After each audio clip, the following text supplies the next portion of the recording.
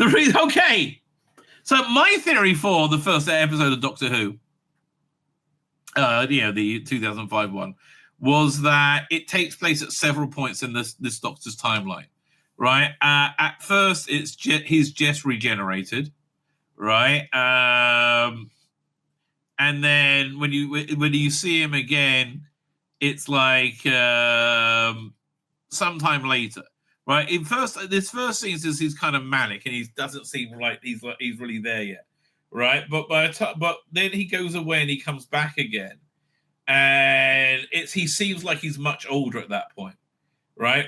I always thought the Big Finish should have, when they did the Ninth Doctor range, firstly established that the Rose takes place at the beginning and end of his life, right? It's the that first scene takes place, beginning and the end of his life, essentially. Like he had a whole life in like the bit where he goes off in, or maybe like when he at first he says, "Do you want to come?" and she says, "No, I got to look after Mickey," right? And the TARDIS dematerialized, then it rematerialized. There's a huge gap you had there, right? There's a huge gap you had there, and then maybe you could. Okay, I've now spitballed him, but this is kind of fun. Imagine that he finds out when he's going to die, right? And he dies with Rose, right? And eventually, you could do on the last, you could do his final adventure sort of thing, where he decides to go back and pick up Rose, right? Because he needs that in his life, right? He needs that change, and it's worth his death, even though he's walking into it. That would be a great cheese. Why can you do it anyway? So why? That's why I thought he just regenerated. Oh man, that was such a great idea. Yeah, I've had so many great ideas for this Ninth Doctor race. You know, you really need to have him face off against the Daleks, which he's literally terrified of, right? And I thought a good way you could do it is he goes to a space station and it's like he puts himself inside the AI, the computer, like Matrix-like computer, see what's going on, and it's been taken over by a Dalek virus. Ergo, he's able to fight Daleks, right? Because there's a lot more inventive stuff they really could do and should do with his era, sadly they're really not doing at all. Anyway, so right, so the timeline really didn't make sense. Well, that's fair enough. I agree with that. But who wrote this book? Craig Elvey actually happens to be a real fan, in my opinion, right? I disagree with him in a lot of ways, and I don't understand how he liked the current era. But his stuff is actually quite on the ball. But later, Revelation fills the gaps perfectly. In 2005, the Doctor made its long-awaited return with Rose, and formally introduced Chris Eccleston in the latest and long line of Doctor Who actors. It's such a shame because Russell Davies' instincts in everything that time was 100% correct, right? His instincts this time are 100% incorrect, right? They're like completely wrong. They're all completely wrong. At first glance, it appeared that the Doctor had only just regenerated when the modern show began. Well, it did look like that, right? He saw his ears, right? But inside Rose's as the modern show, inside Rose's home, Axel glimpses himself in the mirror and says, "Could have been worse. Look at me ears, right?" Yeah, exactly. The Doctor is assessing his own face as a common trope of after regeneration. Yes, and Nine's unfamiliarity with his appearance certainly given the impression his current body was relatively fresh. Doctor Who's anniversary celebrations in 2013 confirmed that Paul McGann's 8th Doctor regenerated into John Hurt's. Well, it didn't confirm, it told us, right? It confirmed from the previous episode. I didn't think you saw Christopher Eccleston's face as he regenerated. Apparently you do.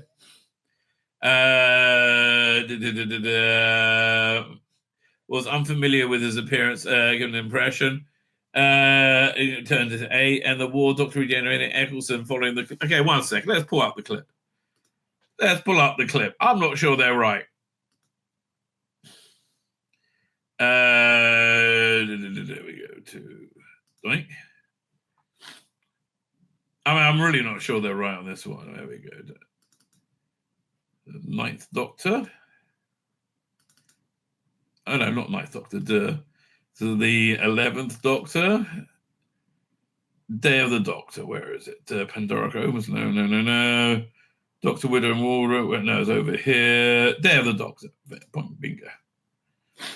Right at the end, right? And again, I thought this cameo was magnificent. I love the ending. I really like Day of the Doctor. I like the Matt Smith era. It was pretty much spot on in my mind. Come on. Here. Okay, here.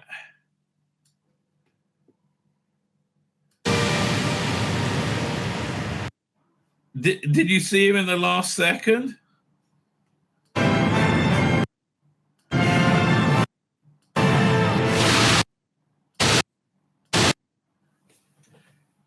Is his beard fading away? It's hard to tell. It could be. I don't know. Doesn't look like it to me.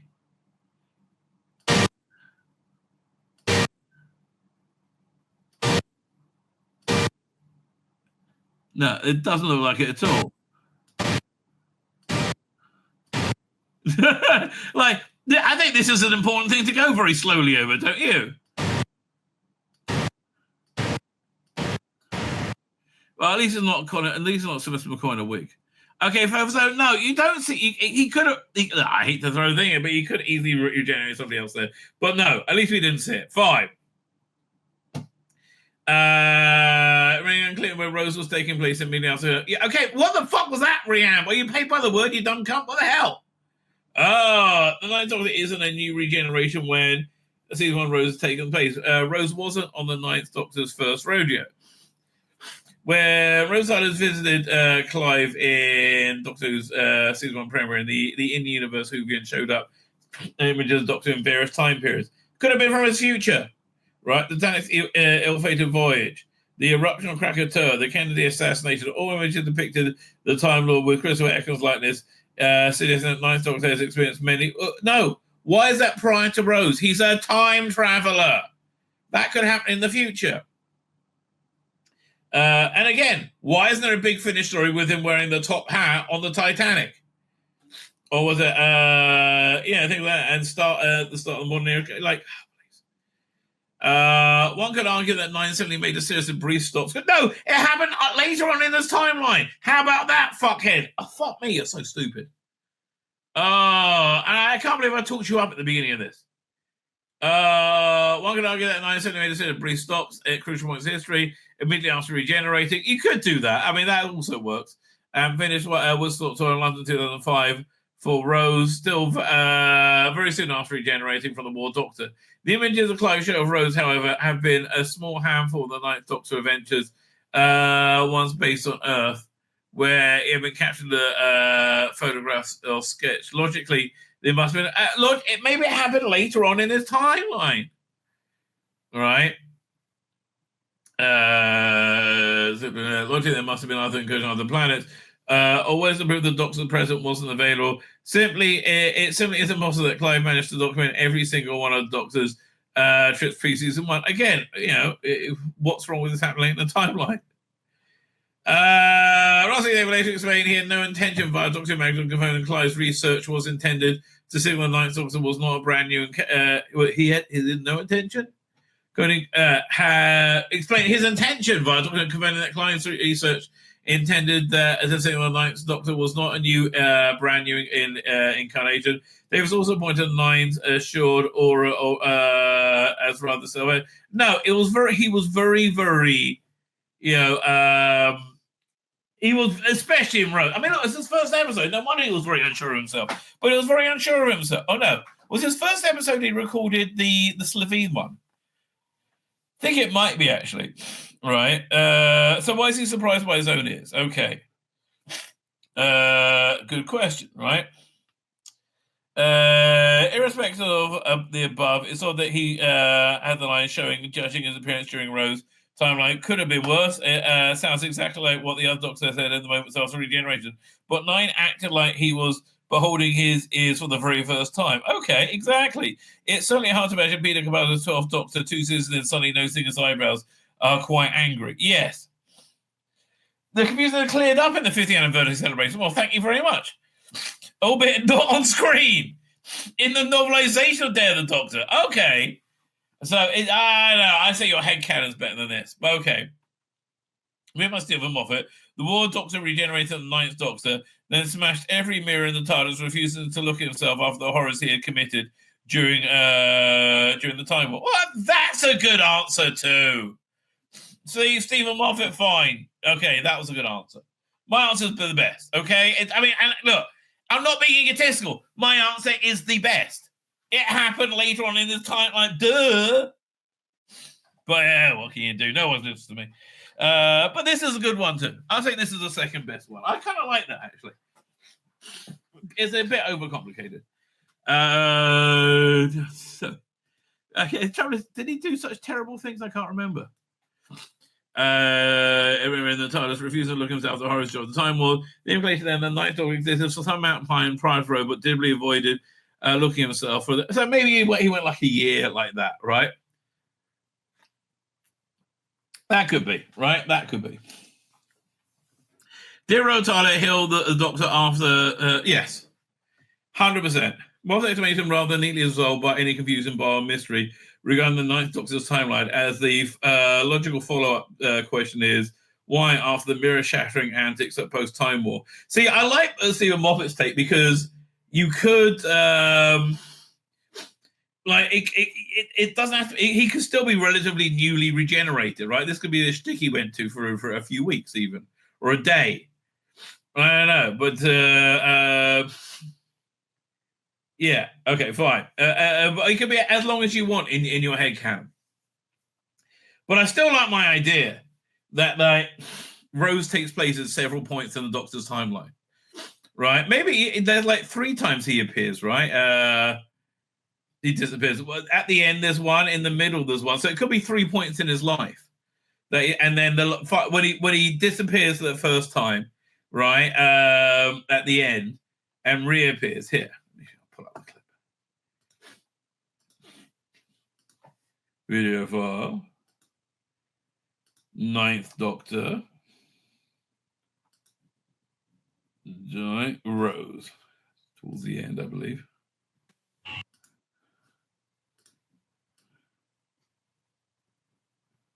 Here, this bit right here. Great bit of acting as well. Anywhere. Is it always this dangerous? Yeah. Yeah, I can't. I've got to go and find my mum, and someone's got to look after this stupid lamp. It's probably one of his best moments. This was from him not knowing what he's doing, right? What a great performance!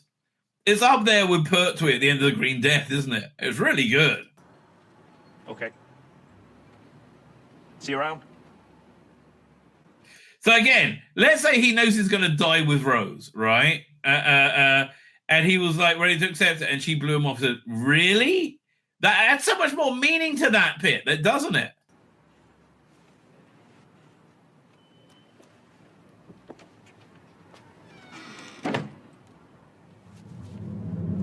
All right, so it takes off.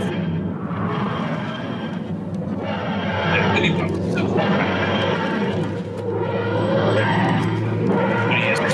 cool. Right, and now 200 years later on his timeline, he decides to come back and try again.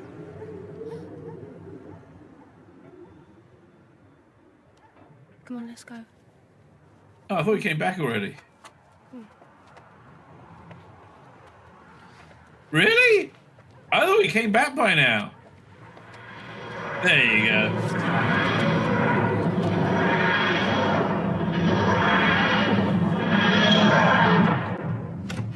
By the way, did I mention it also travels in time? What's that Peter Richards saying? There's an extended version with Eccleston's overlay, but it didn't go. But they didn't go with it due to the issues with Eccleston. You said, okay, you sent it. Tell me. Okay, so if I can get it from Facebook Messenger. Hang on. Can't find it. Nothing there yet. Fine, you will send it to me. Okay, thank you.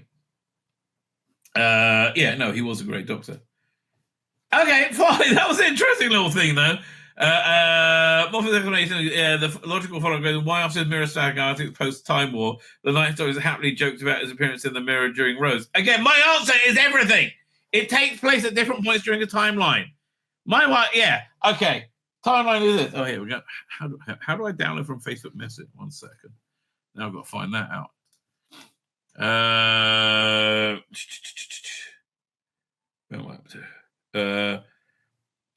Facebook Messenger video download.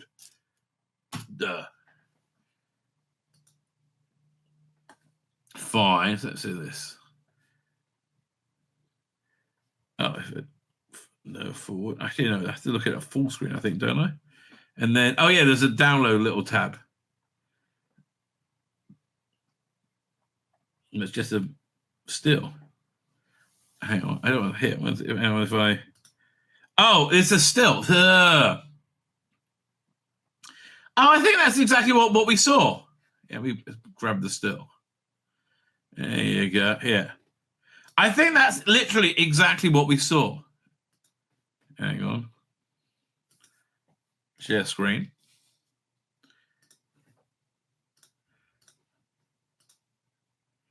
Yeah, this does. I kind of see his eyes there. Yeah, I see what you mean. Hang on.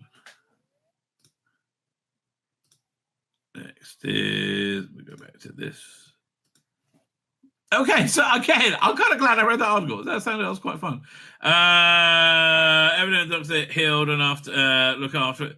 Evidently, Doctor healed enough to look himself in the eye. What's it? I'm missing something. The Doctor showed no trepidation or reticence about seeing himself for the first time since regenerating.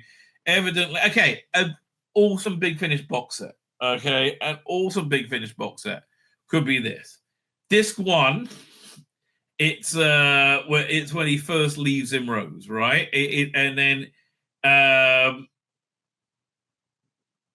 many years later, right? You could do some kind of time lapse. Many years later, he decides to go back and continue and or maybe many years later he goes on adventure and finds out he's going to die with Rose, right? And so he goes back to visit her again. And then this 2 will be, I guess. So yeah, maybe this 2. Maybe this 2 something about him going to Rose. But this 3 is when he in between that there when he leaves at the end and comes back, right? And there's something they could certainly do there. Yeah, okay, fine. He was healed. Exactly. Rose and Doctor barely knew each other at that point of their journey, but their connection and chemistry was immediate. That is true, even during their brief interactions together before the mirror scene. The Doctor was visibly impressed with Rose's intellect and courage, complimenting her on deductive skills. And again, I think they could have done much more with this with Big Finish. They could have had him meet people that just weren't quite Rose, right? They could do 9, like a whole season. That's what they should. Oh, okay. Here's what they do: a 4-box set, interconnected season, weaving in and out of Rose, right? The life and times of the Ninth Doctor, all right, or the death and life of the Ninth Doctor, something like that. And I think really be a celebration of that era. Maybe revisit, see the Slovene again. I don't know. So there's a lot you could do with that, right? There's a lot you could do with that, but make it like a 12-part story, right? And have it interconnected. I think that would be really good, right? Okay, I think Chris Eccles got enough work now. Was it how the Doctors died? Old age? Did the first Doctor die of old age? I guess so. Time Lord punishment, right? Radiation poisoning. Fall from height. That's true.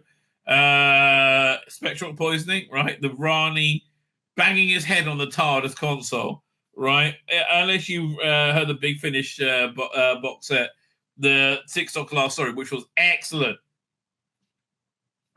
It was about how the Valiard had a plot to kill him, and he threw himself into this fate rather than that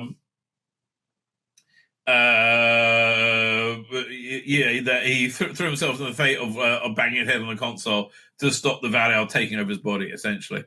So the seventh dog died from surgery, being shot by the Triads. Come on. Ship crash, I think destiny more than that. And no, John Hurt, I think, didn't die of old age. He died of not being needed anymore. Right, I think that's why he regenerated, because he was very thankful not to be needed anymore. Right, he was really happy moving on, absorbing TARDIS energy, I think time energy, radiation, old age Matt Smith, Matt Smith, old age, 12 Doctor Cybermen. Well, and also, I guess so, Cybermen. Right, you got the whole like twice at one time. Quirix beam, fuck off, toy maker. No, last two don't count, right? There are 12 regenerators. Leave us alone. That's it. 12 regenerators. Fine, that was actually an interesting article. Yeah, he's still pissed about being cancelled. I can understand. Look, again, I had the whole thing in my synagogue where I just shattered the myth I was cancelled over. Oh, that was kind of pleasant. I'm discussing every way that my Doctor and Torture family turned their back on me. They were always scum. Right, I'm sorry. Your fans, the LGBTQI queer rainbow fans, are mainly scum. I'm sorry, and not to be confused with gay people. No, it's the rainbow queer. They're scum. They're everything opposite of what they pretend to be. 90% of things they said to me were bullshit, and I'm under the impression that the person who started it all, the journalist who ran with it, and the online judge jury, they think they can say whatever, like, seems they have the privilege to ruin someone's life and career. And they did, viciously. I mean, like, out of nowhere, right? I mean, it really was vicious. Oh, poor Jonathan Barrowman. I mean, really, I actually do feel bad for him. No one was offended. No one was upset. Yes. It was created by a source. It covered. It was crap. I ended up being good clickbait, and I lasted for 3 years. It's been devastating to the point I was blackballed. I can't even walk in the room for an audition or a meeting anymore. I'm sorry. You did have a bit of a meltdown about it as well. I mean, like, you shouldn't. You were so visibly hurt by it. I mean, that really was a problem. That's why I decided to talk about it and lay bare on stage, because it's quite disgusting how people treated me. I have always been upfront and honest and talked about everything. And for people to take and manipulate it is disgusting. The truth comes out of my mouth. Only the truth comes out. I'm sure you lie sometimes. But I think on this topic, yes, I agree with you. Right? But yeah, it's so awful when an honest man is defamed as being a liar, right? Because it's not easy being honest. That takes work. It really is awful. If I was naked on set, it's because it was written in the script. No, you got your dick out for laughs. And if I was wiggling it or being stupid to make myself feel comfortable, you got your dick out because you're bored. You're being fun. Because I'm standing there stark bollock naked, and to be blunt, when I did that stuff, like one time you did that stuff, right? Everyone came down from the office to watch because they knew John Barron was naked on set. Well, I don't think you really minded that. I mean, that was really quite. Can we remind us of that scene? And he played it very well. What was it? It's was it Bad Wolf? Or was it Boomtown? Was it? I'm gonna say no, it wasn't Boomtown. I think I said Bad Wolf. It wasn't Long Game. Let's have a look. Because here we go.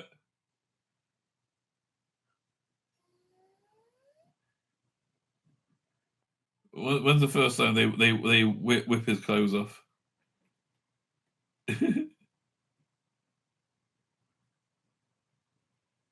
Is this it? Hang on. Maybe before. I forgot what a fun, silly script this was. And it really was fun and silly. And, here we go, yeah. A farm boy thing you've got going on. Just stand still and let the defabricator work its magic. What's a defabricator?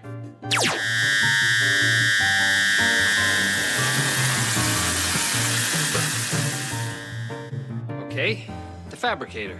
Does exactly what it says on the tin. Am I naked in front of millions of viewers? Absolutely. Ladies, your viewing figures just went up. Again, that's when it was just fun.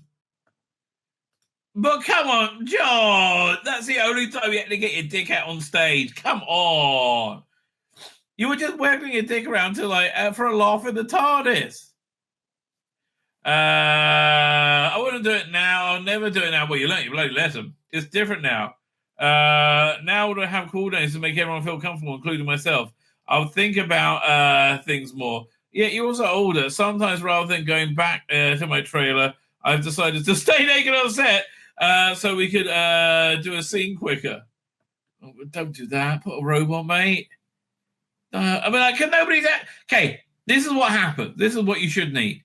Ricky Gervais needs to look after John Barrowman, right? Ricky Gervais will be, no, don't do that. No, but put robe on. John Barrowman needs Ricky Gervais, okay? Ricky, can you help him? I can't help him out now. I'll take on Barrowman's revelations. Barrowman will candid interview shed lights on the complexity addressing his past behavior. Whilst Patrol Captain brought queer representation of the Christmas Doctor Who, the Star now serves a cautionary tale about how filmmakers, act and production staff should conduct themselves. If there's one thing I can agree with him on, it's important for intimacy. Oh, fuck me. Oh, man. What a bug up that guy's arsehole. Oh, man. Fine.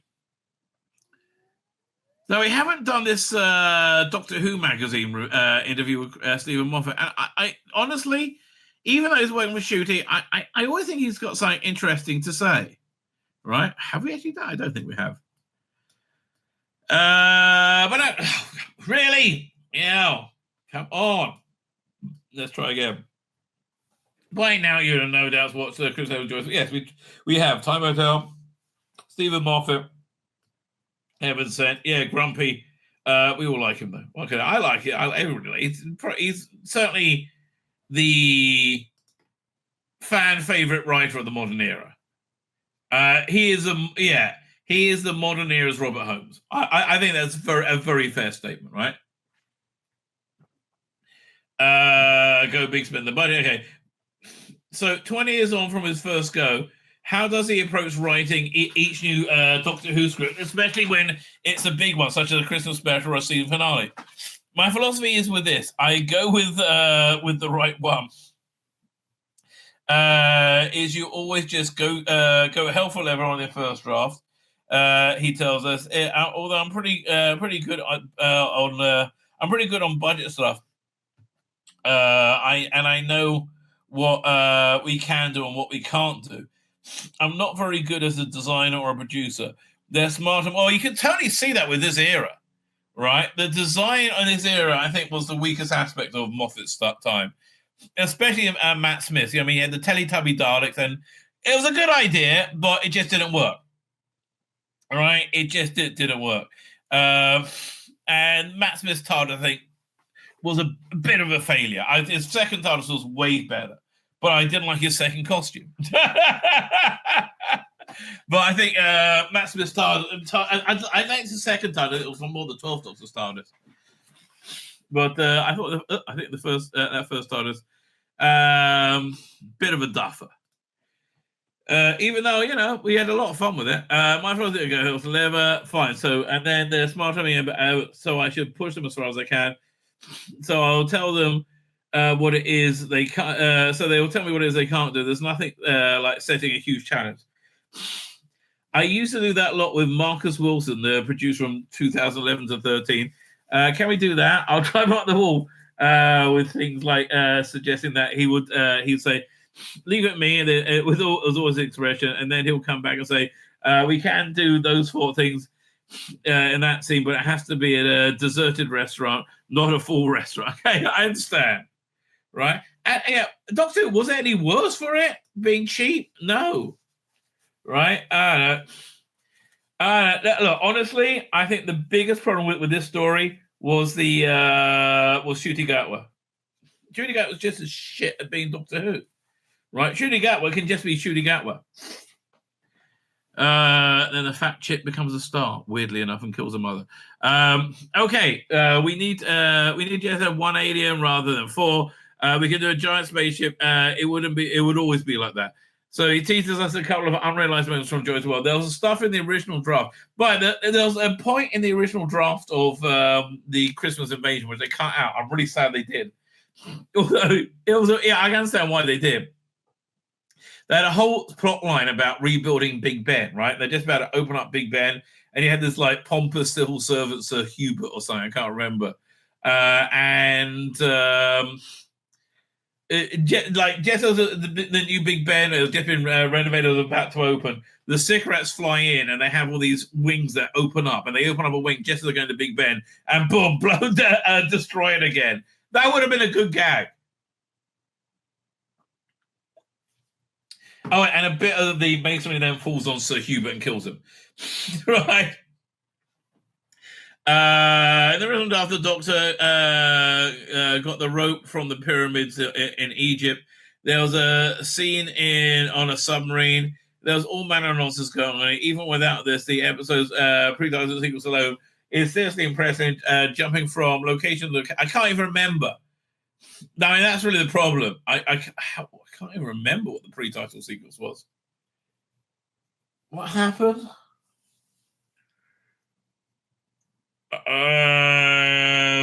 Oh right, yeah, it's a cheese latte, ham and cheese toasty and a latte, wasn't it?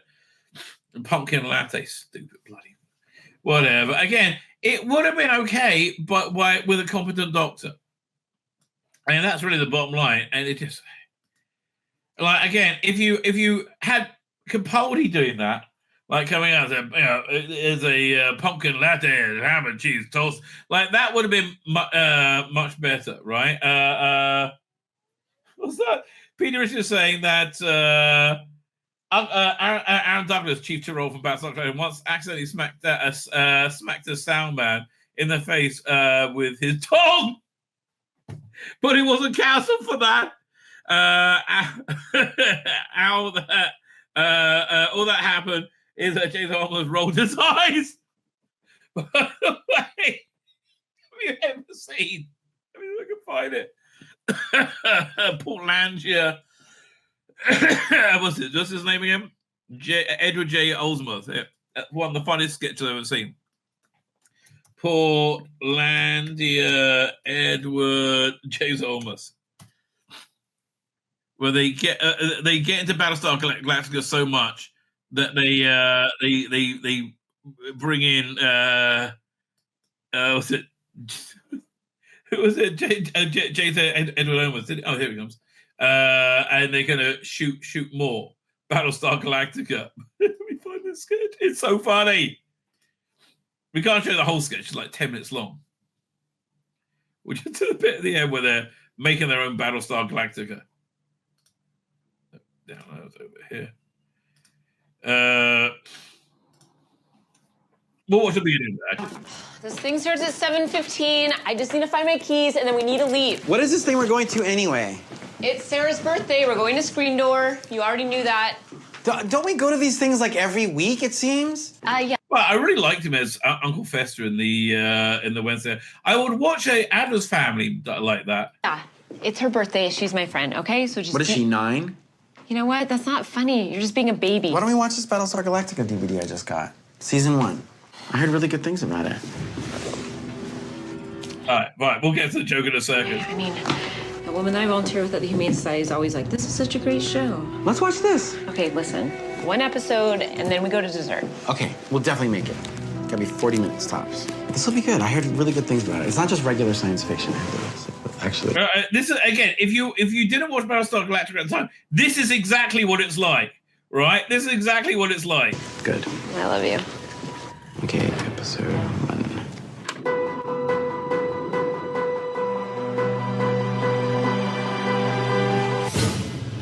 Wow. Okay, it was good. That's so well Do we done. have time to watch one more, you think? I think so. So they just keep on watching it forever. What? Damn, that is crazy. That's amazing. I just texted Sarah happy birthday, so that's done. I have to get up early for work, so let's get in our PJs and then we'll watch one more. Okay, one more. So good. Anyway, they're fine. So they really get into it. Then he explains, I've never been in space. I'm not here. There's even a saying. When you have nothing to lose, the only direction to go is forward. Because then, even if you have everything to lose, we can still move. You said that. Episode 6, season 2. You gotta be careful. Psychologically. It's television. Please, it means everything to us. I mean, she lost her job. We lost our lives watching the show. I've never been in space. Ever. So yeah, I just got derailed a little bit by that.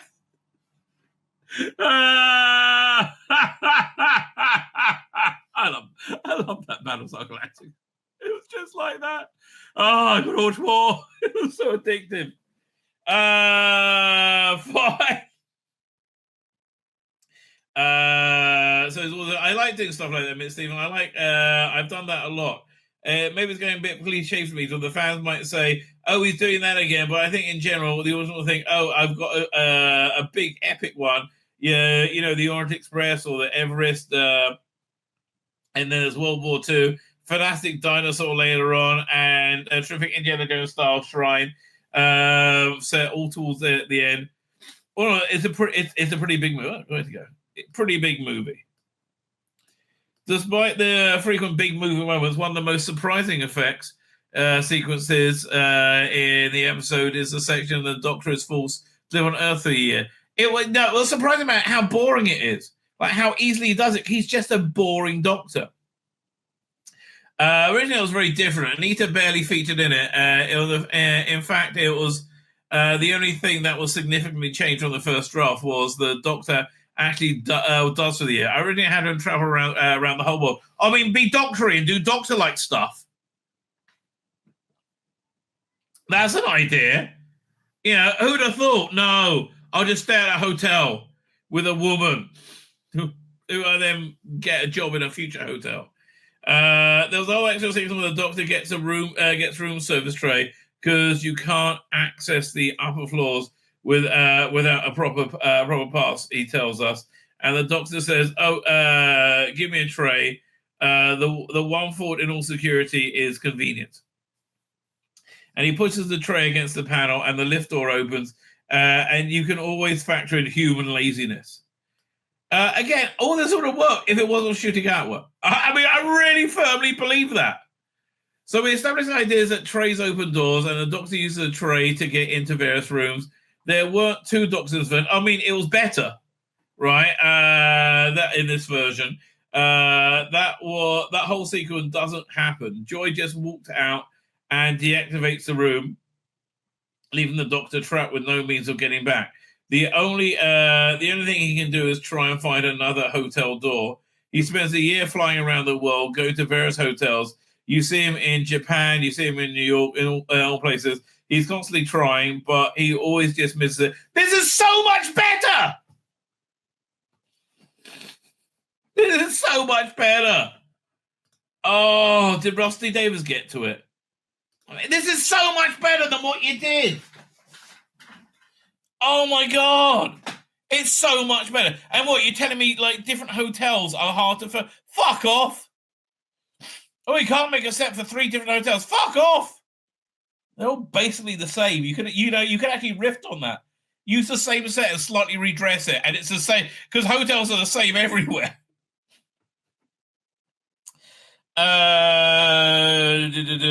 It's so much better. He nearly makes it once, but the door gets turned off. The doctor goes around the world. They called him accommodated in a school playground in Japan. A year later, he's traveling to. He's telling the story to some kids. He continues, Stephen. He's saying, "So I can't open the door unless somebody opens it from the other side, and there's nothing I can do." And the little guy says to him, "Why don't you use your tray?" So he flies back to the Sandringham Hotel and asks Nita, "That tray is still there?" And she finds it. And he uses it, open the door, and he's directly behind Joy and just carries on the conversation.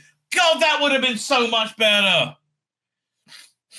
That would have been so much better.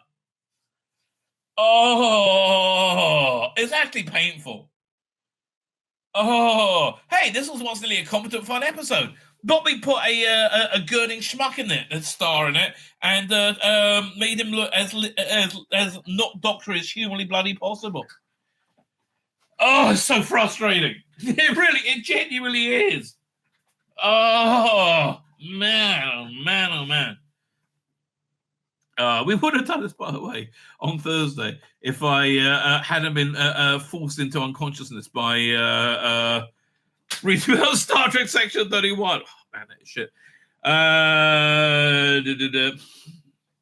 But I like the idea of the Doctor missing a ear because he'd miss the obvious. It's exactly the sort of thing the Doctor wouldn't notice, but a child would tell him. Yeah, that's good. See, Moffat understands Doctor Who. And even though he's working for this shit incarnation, I think he understands Doctor Who. That being said, I really didn't like Boom at all. Right, I was like, what the fuck is that? Right. I like the script, the idea of scripts changing, saying, but why does Stephen rethink the situation? The sheer number of hotel rooms we would need to create, he admits. We couldn't create that many places for him to go around the world. Again, you should have used the same set and reshoot it and make a joke out of it. They said to me, we can't do the around the world thing. What else have you got? I don't know. You should have done the round the world thing. Again, use the same set and redress it and take the piss out of it. What if we just stays online and gets various odd jobs at various locations? Right? Okay, it's nice as shit now. Can we make it a little shitter? Yeah, let's just have one location. Right? So then I wrote a version where he's a barista, he's worked in a toy shop, but unfortunately we still couldn't do it. So we couldn't fit the number of locations into the schedule. Okay, Stephen, it should have been the same set redressed. Quickly redressed.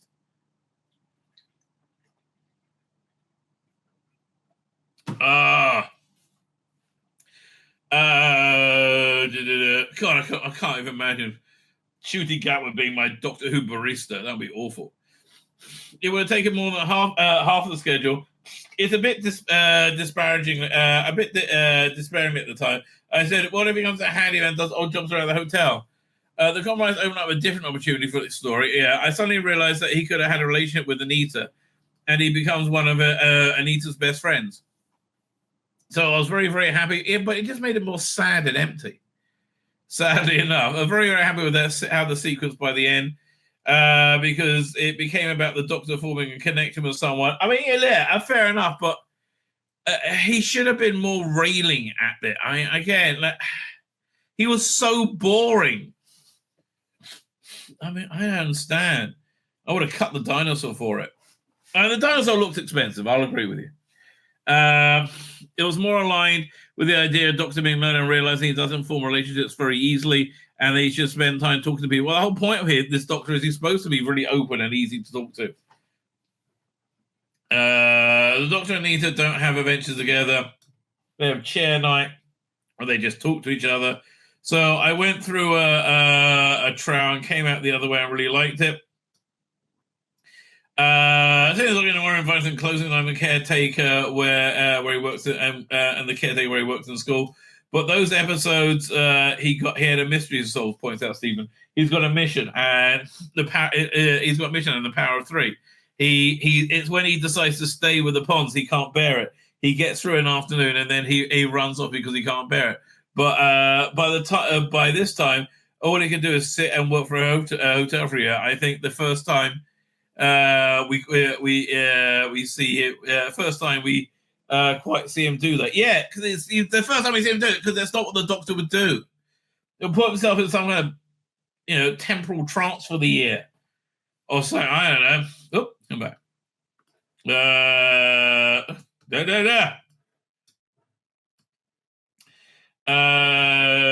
Possible plan when the Doctor is separated from TARDIS, he's facing possibly having a mortgage, but I don't think he'll ever really do that. I mean, he probably has a home in England, London anyway. I don't think he would ever do it if he still had a way out. We had long discussions actually about about the honeymoon couple scene, where Russell T Davies was quite keen on cutting it at one point, and I wanted it in. I said I don't believe it unless he's trying. I don't believe it unless he's trying. What does it mean, interested in trying? I said I don't believe it unless he's trying as much as he's liking his life in the hotel and adoring Anita. He's still rattling the door, trying to find a way out. I think it's quite fundamental to his nature. I thought the scene was a nice little joke, but he also tells us he hasn't given up. Oh, I don't remember the scene. Okay, hasn't given up. I could not believe that he'll just sit on his heels. What's about Vinegard? Reintroduced Vinegard as a corporate of evil. Maybe they should have BBC as a corporation. So how long has he planned the 20-year arc? It's a rather slight arc, he laughs. It was really only mentioned for a joke about bananas. And then the Doctor is blown up by the Doctor says he blown it up, so he's already dealt with the Vinegard years ago. Peter Capaldi said he goes to the ruins of Vinegard in once upon twice upon a time. I forgot that. Very briefly to find that Dalek. Goes to the ruins of Vinegard. Oh, Vinegard twice upon a time. Very briefly to find that. Oh, that's interesting. I didn't realize that. And then of course there was a landmine in Boom. So I was thinking, who could this be behind this? Vinegard is the okay, fine, whatever. Yeah, it was on your mind, right? Although Stephen was a guest executive producer for the episode. Yes, he was for Boom. He admits that he was sadly unable to be on set while they filmed it. Unable to be on set while it was being filmed in the autumn of 2023. The first time I can ever say in one of my Doctor Who episodes, I was not there for a single frame of it. And it shows, mate. And it shows. You would say... was it shooters shocking much you see him? I don't know. Because my life is always having two things to do at the same time. I either have nothing to do or I have two things like Sherlock or Doctor Who, blah blah blah. The two highlights of my career, without a doubt, happen right exactly simultaneously. That's well, maybe I hope the highlights still to come. Because I could have had twice as much of joy and the fun if they had did it one after the other. That's true. Joy of the World started filming exactly the same day that Douglas's Council started. And I actually had to prize the read-throughs apart and say I can't do two read-throughs at once. I'm sure you can't. That must be tough. Again, I think this is shooting Atlas Doctor really at its best, right? They really should have just leaned into that. Okay, so Douglas Council, starring Hugh Bonham and Karen Gillan, is Stephen's 4-part comedy drama, which I didn't know that. I should really check it out. I didn't know Karen Gillan was in it. I like both Hugh Bonneville and Karen Gillan. Okay, I will give that out. So what is that? A comedy drama. Okay. If you haven't seen it, it's absolutely brilliant piece of television. Go and watch it now. Well, I want to go and watch it now. I'm kind of busy, but okay, I'll watch it now. No, I'll watch it in the near future. I know it sounds ruthless, but the problem with it was Douglas's Catford was a brand new show with a brand new production team that had never worked together before. Continue, Stephen.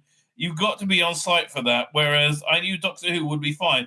It wasn't. I mean, it's going to be as fine as it's going to be. You got all those producers working on it, but it's not going to be fine. It's going to be shit. Like I tell you, you've got Shooty Gatter in it. Therefore, it's going to be shit. Okay, you don't get one without the other. Right? I know what to tell you, mate. I know what to tell you. Fine. So that's why he wasn't there for that. And also, he was just a writer. He didn't have to be on bloody set for it. You can be on set if it's a treat, but if it's If it's something that you've done like a million times before, I can understand skipping it. Right? Totally. Fine. However, I was in constant touch with the Doctor Who team. Okay, whatever. It didn't help. And I was keeping an eye on everything. Why? Isn't that Rusty Davis's job? You're the writer. I was doing my job properly. I never made it to the, but I never made it to the set. There was only one of me on Douglas. So if you see what I mean, okay. Russell could be me. He should be. It's his job, as it were, on Doctor Who. Even though I suppose, by the way, if they do a third season, it's gonna be the gayest, wokest shit you can possibly imagine. Russell is very much like he can't deal with there only being two genders. And Russell, there's only two genders now, baby. Oh, thank God. So where were they? Russell could be me. If you see what I mean. I have to go to Doctor, even though I was supposed to be taking the load off him. No, you write the script, I thought. He could be the writer on set if they needed one, but they didn't, really. Why? Because you actually wrote a script that held together. I have to say, I thought Alex Pillai, the director, was terrific. There really wasn't very much for me to do. The moment by moment, he was really on it. Well, you know what? I have to say that he got it, and he got it filmed. He got it in the can, and it looked okay. Honestly, the major problem with this was Ncuti Gatwa. I really. He's really smart, praises Stephen, because there's quite a lot of stuff that you really have to be clear about in the show. I'm very proud of the gag of using Orient Express with the rope, but you have to spell that out in the script, beat by beat by beat. We have to see the grappling hook on the rail, and then the rope tight, and then it tightens across the atrium because it's such a complicated idea. Okay, that's fair enough. It would be very, very easy to mess up. And again, honestly, look, this is Ncuti Gatwa at his absolute best, right? And they should have just really have leaned into this way harder. Rather than the constant crying or trying to pretend that he can act, which he can't. Where was it? Stephen Smith, all you have to do is shoot it from the wrong angle so the rope goes the wrong way, and then the whole thing will be lost. Yeah, but it's okay. It's everybody else's job to work that out. Stephen Scripps is meticulous in spelling out exactly what's required for the sequence, but he did have. But did he have any further conversation with Alex while filming? Oh yes, he nods. Okay. We talked a lot about those things. The reason I knew he was a very good director was because he was being very incisive about it. He was saying, "Could you please put this instruction in the script so that I can make sure I get the right shots?" For example, when the train starts to slow down, two people fall over in the corridor. He asked me to put that in. He said, "We just need to sell the idea that the train is being dragged to a halt and the rope is has tightened." So it was really complicated, a really complicated sequence, but I think it plays out very well. I can't remember what that else was, to get the door off a tomb or something, wasn't it? It was also his idea to have the Doctor and Joyce slide towards the dinosaur's mouth, which was one of my favorite bits of the episode. That was one of the best bits of the episode. I agree with you. He asked me to write into the script so that will be scheduled. Okay, this just seems to be like how you make TV, isn't it? There's one aspect of Joyce's world that's particularly curious about. It's the reference to Joyce's mother. Although COVID-19 isn't mentioned, the clear implication was she was a victim of the real-world pandemic in 2020. Joyce's anger at her mother died alone on Christmas Day while those awful people with their wine fridges danced and parted. I mean, look, dude, I'm not going to argue with you that the Tories aren't cunts. Okay, I'm not going to argue with you at all, right? But Labour's, totalitarian fascist cunts, right? I understand. They're all cunts. But, Labour's just marginally worse, right? And they never say a bad word about it. Are you going to do a Doctor Who story about a left-wing government that comes to power and becomes a totalitarian nightmare lie through their fucking teeth relentlessly? Are you going to do that? I don't think you're going to do that, right?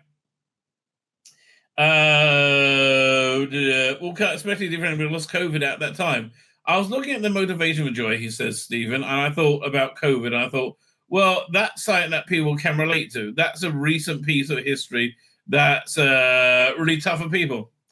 I think it was somewhat misjudged putting it in the episode because it really was very tough and it's too close, right? I think it's too soon.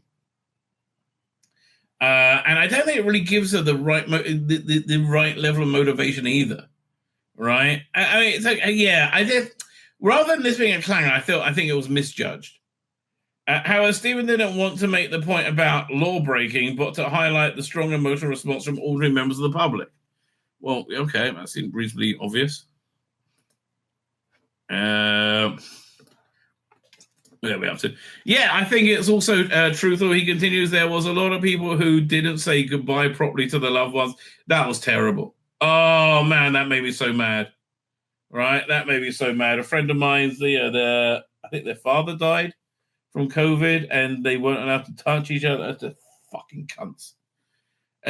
Anthony Fauci, by the way, so the guy who the architect of COVID, right, and the insane response that we had to it, that made a lot of money for pharmaceutical companies, right? The guy called Anthony Fauci in America, he funded it. He was stupid with it, and that's how it got out. He's been given a preemptive pardon by Biden, right? So they can't prosecute him. However, Russia is asking for him to be extradited for crimes against humanity, right? I think as some kind of deal to end the Ukraine war, they should get Fauci. That would be hilarious. That would be redonkulous. Oh man, that would be hilarious. Oh, they extradite Fauci to Russia to stand trial. Man, that honestly, that would be sweet, right? That would be sweet. Eric knows somebody who was affected, and the anger of the country was not from one side of politics. No, yeah, again, both the Tories are cunts, okay? The Tories are cunts, right? Labour are fascist cunts. There's one's slightly worse, right? There's a lot of nonsense going on at the moment between the right and the left and right. I find it all hideous. Well, I hate to tell you, mate, it's because the left have adopted this attitude of totalitarian bullies and have embraced insanity, which if you question it in any way, it falls apart. So they scream at you not to question it, and they call you racist, right? That it was the left that moralized our political differences, not the right, right? That was just right and wrong. Well, funny how you only just do right and wrong about about the Tory government, right? You don't do right and wrong about Labour, do you? No, because you won't get invited to your wine partners anymore, will you? Let's move on from the horrors of the real world and instead look at another Joy of the World themes. The recurring motive in Stephen's episodes is the idea of life after death. That's a very good, interesting point. Can human consciousness continue after the body has died? Yes. You could have just asked me. I would have told you. The concept plays a big part in Twice Upon a Time. Yeah, I really like it for that. The testimony preserving the memories of the dead, not to mention the library from Silence Library where River Song ends up. Their electric afterlife. No reason we saw Stephen toy with the idea of artificial consciousness in Boom and Joy of the World. I didn't really like either of those things, but again, it very much it doesn't jive with my worldview. Tell me I'm wrong. With AI everywhere now, he suggests, yes, it does fascinate me. It's mostly about memory. We have no idea what a living consciousness is. That's a good point. Listen. If you want to talk about really great AI, computer consciousness, is it real, is it not? I recommend Westworld. That's one of the major themes of it. And really do it very well. No one's really come up with a scientific definition of that at all. What, living consciousness? Yes, well, we call it a soul, right? No one even has a theory. Look, okay, mate. Rabbi Chaim Levata, was it Chaim? Who wrote this? Hang on. It's called It's an ancient English book, ancient book by Rabbi Chaim Luzzatto. It came out, when was it? In 1736. And yeah, no, it very much does talk about this. Talk about what consciousness is, what life is. All right. Look, scholars have been talking about it for hundreds of years, thousands of years. Yeah. People have had ideas about this. If a living consciousness had your exact memory, would it be indistinguishable from you? No, because we all have a unique spark of life. All right, and we all have a unique soul. And we are more than the sum of our memories. We are. I believe that. If you ever see the movie Cloud Atlas, where you have people, they live their life, they die, and they're born again, right? And their soul moves throughout time, right? And so oftentimes you carry not the memories, but the trauma from one life to another, right? Like my mother was always too scared to go swimming, and that is because she said she always had a memory of being a slave being put to death by drowning, and she probably was, right? She probably was, a Roman slave being put to death by drowning, and I think things like that happen. If consciousness had your exact memory, would it be indistinguishable from you? No, again. Westworld really deals with that very well, right? Why are you saying nobody's ever talked about it? Stephen, you're a smart man. What are you doing? There's a terrific episode of Star Trek Next Generation called Second Chance where transporter malfunction duplicates Riker, and he's been left in this in the middle of this planet for 5-10 years, right? And he goes a bit batty. Both versions are holding up an equally valid claim to be the original. Yes, that's a very good episode. Agrees, Stephen. If you could create a perfect duplicate of yourself, which one is really you? The original. I have no philosophical or intellectual problem saying they both are. See, again, you don't believe in a soul, right? And I think a soul is something very intrinsic to human beings. Anyway, look, it's just my lookout.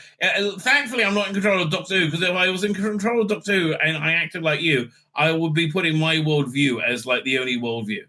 Right, and everything would be revolving around that. But again, if I was in charge of Doctor Who, I wouldn't want to make shit like you guys do. Says if you, I have no philosophy saying they both are, and you have to and you'll diverge. But up until that point, you're the same person. We had a similar jokey argument about whether the Doctor is still the Doctor after Heaven Sent. He was fine after Heaven Sent. Just give it another year when he turned into Jodie. Then he wasn't the Doctor. Again, if you take the idea of teleportation means that you're not really the same person that came out the other end, but you're just another arrangement of atoms that think they're you. That's why I always hated that take on teleportation. Right? I think it opens up way too many potholes. But of course, the first time the Doctor teleported in the series was the Keys of Marinus. So if you take the idea of teleportation simply copies the original, he's not been the original. Again, I don't really buy into that, and it's kind of it's a bit of a bummer of an idea, frankly. However, Stephen doesn't buy that idea. Thank you. What are any of us apart from the arrangement of atoms? If you're not, you have a metaphysical aspect to you. Again, your soul. You're not even an arrangement of the same atoms that used to be. All atoms are identical. So if they arrange you from a different set of atoms, your memories will with your memories. That's just another you. These are some intriguing questions. Is the real river preserved in the library? Is the real Bill Potts in Twice Upon a Time? That's a good question. I will say the real Bill Potts isn't Twice Upon a Time. The real River Song is not preserved in the library. What about Trev, whose consciousness is uploaded to the Villain-Guard communication interface? Are they originals? Are they merely copies of it? They're copies. But again, that's one of the fascinating things they did with. And again, I know everything it went woke as hell for season 2 on close inspection, right? I reevaluated. I don't think it did. I really don't think it did. But yeah, you had like copies of the same robot, and then they were put in different bodies, and they created different beings. It was really interesting. What do you mean by original? Are you a pattern? Are you the pattern, not the clay? You are. There are no living atoms, but you are made exclusively from atoms. So making out of another set of atoms just means there's another you. Then there was a line from Forest of Dead where the doctor, where Donna says, "Am I still the same me?" And the doctor says, "You are the fire, not the fuel." And the formation matters, but the atoms themselves don't. I think they probably both do, right? It's interesting ideas. Well, again, that's because Moffat is a smart guy, right? This interview has become unexpectedly deep philosophical page of Doctor Who magazine. Well, current Doctor Who magazine, right? A few years ago it would have been fun. We've all done this anyway throughout our lives. Continuous themes. You used to look different, sound different, and behave differently. The only thing that connects you to your 10-year-old self is a fairly tenuous line of memory. Again, I would say it's soul. Right? I would say it's soul. How are you the same person as a baby self? I would say soul. You have more in common with who? Okay, Shooty, try to. With the duplicate that I can make in a special human photocopier than you would do with the baby version of yourself. So I'm going along with the Riker story. They're both absolutely authentic. Well, okay, that's a point of view. Are they both authentic? Do they both have souls? That's the question. Does in second chances is the soul duplicated? In Kabbalistic thought, we say that the blood is where the soul intersects with your physicality, is where the metaphysical and the physical intersect. Interesting. I don't know. Maybe because they replicate the blood, they replicate the soul. I don't know.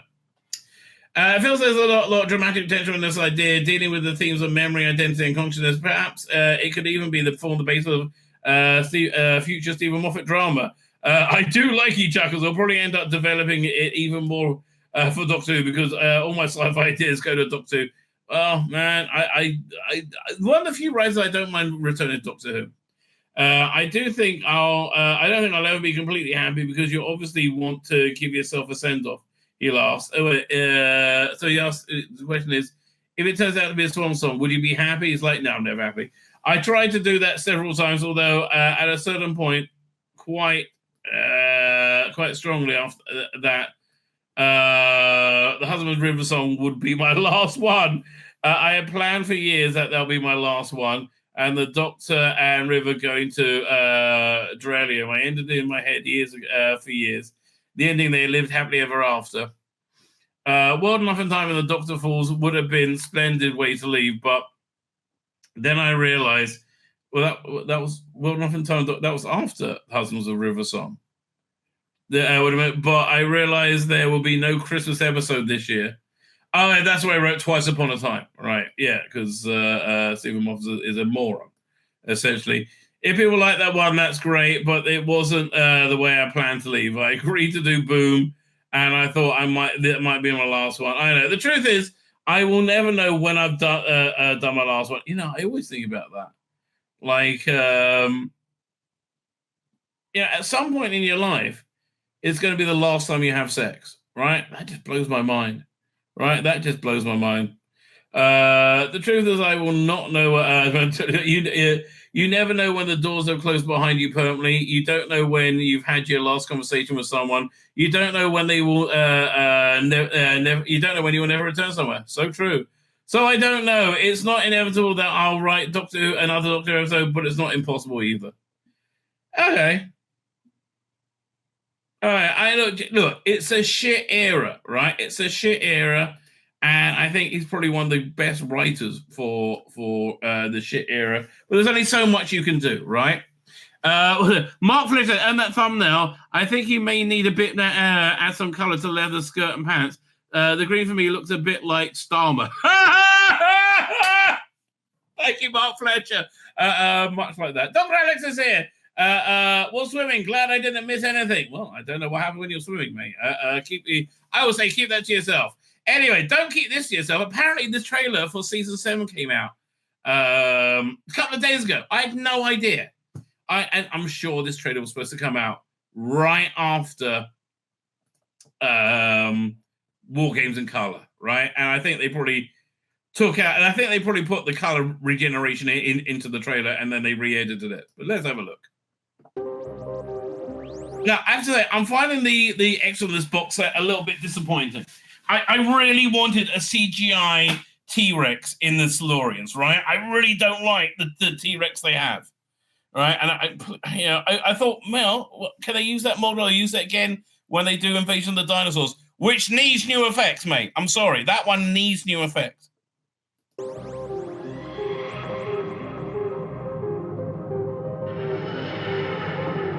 So what, that's the Mind Robber?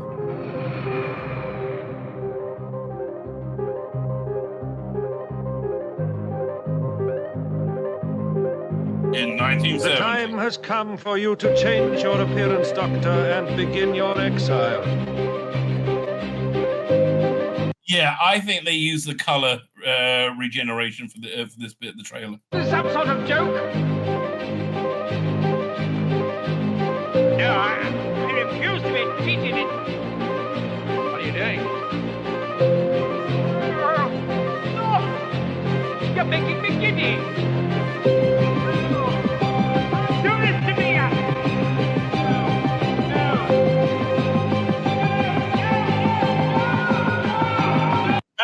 This trailer has gone for a minute before we got to John Pertwee, which is really, it's just strange, right? It's just strange. Because there was no mention of Patrick Troughton in the in season 7.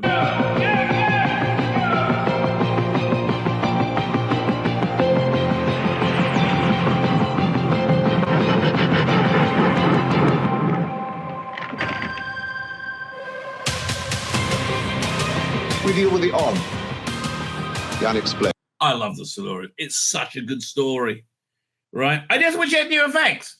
I wish I had new effects. They're living on Earth. I like the Ambassadors of Death as well. I prefer the Silurians. I think the Silurians, I know, Silurians are Inferno. What's the best story? Or even beyond. Now, the only problem with those, the Prime noise was the silly noise they made. On Blu-ray for the first time, we know. Well, not really. Spare for Space has been on Blu-ray for years. All over the country, window dummies coming alive. They've trapped me here.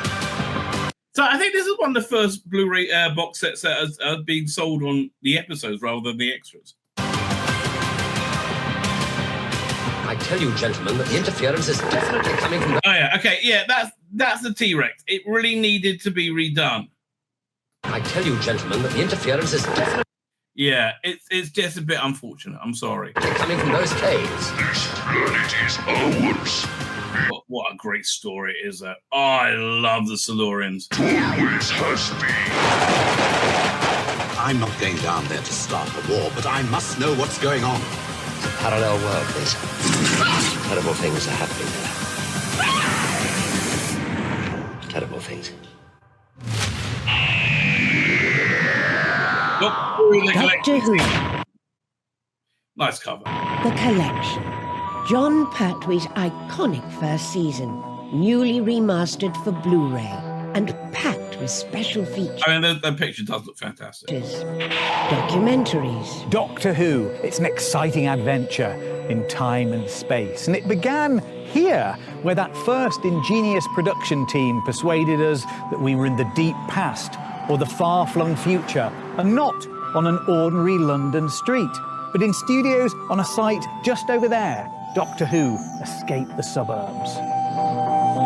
Okay, Mashing Sweet is a supercharged lovey, but I do like his work. On the surface, Brigadier Alistair Gordon Lethbridge Stewart was the archetypal army type. Oh, man, if they got John Culture narrating it, or introducing it. Yet no character has been more beloved in the history of Doctor Who, and no actor more beloved than Nicholas Courtney. In the words of Tom Baker, Nicholas compelled affection, and his relationship with the fans was delightfully uncomplicated. And Yeah. I mean, like, I remember him saying, like, never bite the hand that feeds you, right? He was always lovely to the fans. Okay, I'm up for that documentary. Fully reciprocated. The man whose fingerprints are all over 60s and 70s Doctor Who, whose own unique view of the world brought us on screen a universe of nuance. Malcolm Hulke. Whoa, okay, I'm up for that as well. I love Malcolm Hulke stuff. I'd like to know how Terence and Mac first met. That meeting on the stairs is such an important moment in Doctor Who's history. It's like the coming together of the Lennon and... It's interesting. Tell me, he's just very, very shy in real life, apparently. But he's very good at this sort of stuff. McCartney of Doctor Who. I was introduced to so many fascinating ideas by Doctor Who. I recognise him, but I don't know who he is. Who is that? But does it turn out they were science fact or just wild... Lucky 13 rockets, alien spare parts? Concoctions. This is the National Space Centre in Leicester. It is filled with magnificent stories of real-life space exploration, and some of those stories inspired Doctor Who. So get ready for an incredible journey through the archives. Yeah, that was a bit naff, but I'll watch it anyway. Now, sometimes when I do these interviews, I'm a bit worried about exaggerating the significance of Doctor Who in the life of the subject. But I think that the series is as important to the life of John Levine as it is... Oh, wow. He's a fascinating guy. And these interviews are great. These interviews, again, Matthew Sweet, super lovey. Don't talk to him about COVID. He goes... right? But he knows what he's doing with this stuff. Any of us. Within 48 hours, I've got a job. I was working every day. 27Z cars, troubleshooters, Frankie Howard show, and then I ended up with the part of Sergeant Benton, and I was going to be a star. And what did it give you? What was it that appealed to you about being in that kind of world? Because every time I wonder if, have you ever seen the very first Doctor Who fan drama or like semi-pro drama was with Benton, Wartime, right? Also had Michael Wisher playing his father. I did something, somebody said thank you, and that was good. That you were really brilliant at that, and I couldn't believe it. Behind the sofa. It's one of my favourite features they have. Oh, here's your boyfriend. Okay, that's a good combo by Matthew Waterhouse and Katie Manning. They're bonkers, right? They're a real bonkers band, and they work so well together. I love the hairy hands. You'd think he'd get those. We got Sophie Aldred. I guess Pete Davis just couldn't do it. Sophie Aldred, Sarah Sun, and Janet Fielding. Hands waxed, wouldn't you? Does it bring back happy memories? Oh, darling, yes. So who's that? I have no idea. Is that what's the name? Liz Sladen's daughter? Excellent. We thought it was a classic. We love that. Yeah, we love that. Did we like it? Brand new movie-length editions and much more. Already seen them. Again, if you're going to do new effects and a movie length, that makes sense. But just movie length editions, I don't know.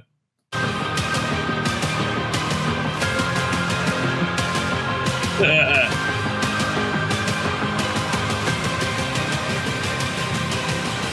the way, I just realised.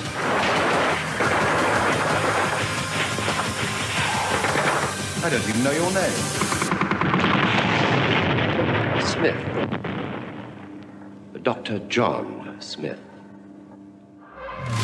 Doctor Who, The Collection. Season 7 is available to pre-order now. March 3rd, I think it's coming out. Pretty sure it's March 3rd. Let's have a look. There you go. I'll go to Amazon. Amazon.co.uk. Probably one of the last things I looked up, isn't it? Here we go. Doink. Share screen. Share screen. Doink. So it's I'll get it by the 25th of March. But when's it released? March 3rd. Okay, it's coming out in just over a month. I am down for that. I am totally down for that. All right. Why are they making the sandwiches? I really don't know. Wait, do they know when that's coming out?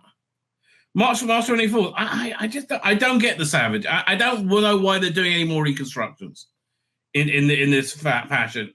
AI is so advanced. I mean, if you want, why not put the same money you put into a either get Callum, whatever name, to Dino Puff, I think is his YouTube channel, to go to make them. They're just so much better than the stuff the BBC does, right? It's just so much better. I don't really understand it, right? I don't understand. But then again, I am cursed with memory and intelligence, which I don't think anybody in the BBC could ever be really accused of. My name's Tzvi Lebetkin, the Rabbi from another planet. Please like, share, and subscribe, and ring that little bell. Ring the little bell so you're notified when new videos drop.